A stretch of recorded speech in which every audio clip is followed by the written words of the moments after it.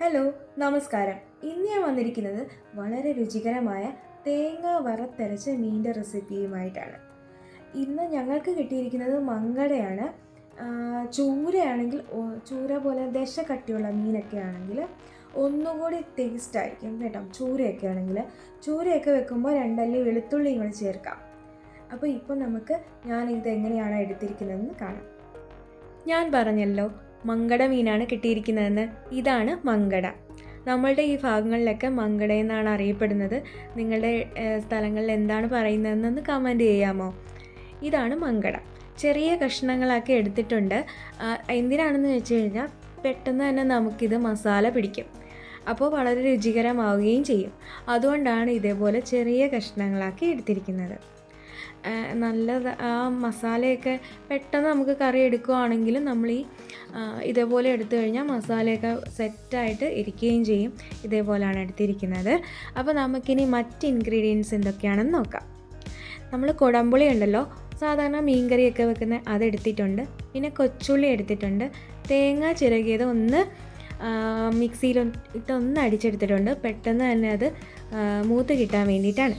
പിന്നെ പച്ചമുളകും കറിവേപ്പിലയും ഞാൻ മീനിലേക്ക് തന്നെ എടുത്തിട്ടുണ്ട്. അത് വഴറ്റുന്നില്ല, അതേപോലെ തന്നെ അതിനകത്തേക്ക് ചേർത്തിരിക്കുകയാണ്. ഇനി നമുക്ക് വേണ്ടത് മുളക് പൊടി, മല്ലിപ്പൊടി, അത് നിങ്ങളുടെ എരിവിനനുസരിച്ച് വേണം എടുക്കാൻ. കുരുമുളക് പൊടിയും കൂടി ചേർക്കുന്നുണ്ട്, അതുകൊണ്ടാണ് പറഞ്ഞത്. ഉലുവപ്പൊടി, പെരിഞ്ജീരകപ്പൊടി, മഞ്ഞൾപ്പൊടി, ഇത്രയുമാണ് നമുക്ക് ഇതിനായിട്ട് വേണ്ടത്. മുളക് പൊടി എടുത്തിരിക്കുന്നത് കണ്ടല്ലോ. ഇവിടെ ഞങ്ങൾ ചരടൻ മുളക് പൊടിയാണ് എടുക്കുന്നത്.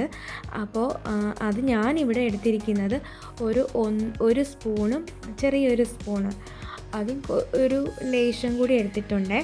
അപ്പോൾ അതും കൂടെ എടുത്ത് വെക്കുക. ഇനി നമുക്ക് തേങ്ങ വറക്കാം. തേങ്ങയ്ക്കകത്തേക്ക് നമ്മൾ ആ കൊച്ചുള്ളിയും കൂടെ ചേർത്തിട്ടാണ് നമ്മൾ ഇതൊന്ന് മുരിച്ചെടുക്കുന്നത്.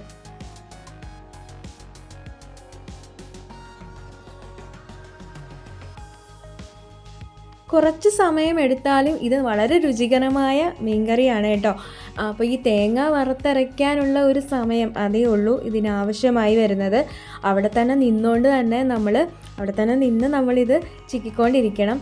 അല്ലെങ്കിൽ നമ്മളത് അടിവശം കരിഞ്ഞു പോവുകയും മീൻകറിക്ക് ഒരു ചൊവ വരികയും ചെയ്യും. അപ്പോൾ അതുകൊണ്ട് തന്നെ നമ്മൾ അവിടെ തന്നെ നിന്ന് നമ്മളത് വറക്കണം കേട്ടോ. ഈ തേങ്ങ മൂത്ത് വരുമ്പോൾ ഒരു മണമുണ്ട്, അതെനിക്ക് ഭയങ്കര ഇഷ്ടമാണ്. നിങ്ങൾക്കിഷ്ടമാണോ? തീയലിൻ്റെ ആ ഒരു ഫ്ലേവറല്ല നമുക്കിവിടെ ആവശ്യം. ഇത് മീൻകറിക്ക് എടുക്കുമ്പോൾ നമ്മൾ കൊച്ചുള്ളി ഒക്കെ ഇട്ടാണ് എടുക്കുന്നത്. അപ്പോൾ ഇതിൻ്റെ കൂട്ടത്തിൽ തന്നെ വെളുത്തുള്ളി എടുക്കണം ചൂരക്കറി വെക്കുമ്പോൾ കേട്ടോ. ഇതേപോലെ മൂത്ത് വരും. ആ തേങ്ങയുടെ കളറിനൊന്ന് ചേഞ്ച് വരുമേ. അപ്പോൾ തന്നെ നമുക്ക് ആ മസാല ചേർക്കാൻ സമയമായി എന്നാണ്. കണ്ടില്ലേ, ഈ ഒരു കളറ് ചേഞ്ച് വരുന്ന സമയത്ത് നമ്മൾ മസാലയൊക്കെ ചേർത്ത് കൊടുക്കണമേ. കുറച്ചുകൂടെ ഒന്ന് മൂക്കാനുണ്ട്. ഇനി നമുക്ക് മസാലയൊക്കെ ചേർത്ത് കൊടുക്കാം. അടിയിൽ പിടിക്കാതെ നമ്മൾ ചിക്കിക്കൊണ്ടിരിക്കണം. അല്ലെങ്കിൽ ഈ മുളക് പൊടിയും ഇതൊക്കെ ആഡ് ചെയ്യുമ്പോൾ നമുക്ക് അടിവശം തീ ഒന്ന് കുറച്ച് വെച്ചിട്ട് വേണം എടുക്കാനായിട്ട് കേട്ടോ.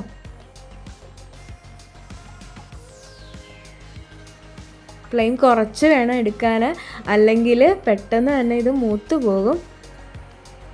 മുളക് പൊടി നിങ്ങൾക്ക് കുറച്ചുകൂടെ ആഡ് ചെയ്യുക, എരിവില്ലാത്തതാണെങ്കിൽ കേട്ടോ. കാരണം കുരുമുളക് പൊടിയും കൂടി ഉണ്ട്, അതുകൊണ്ടാണ് ഞാൻ പറയുന്നത്.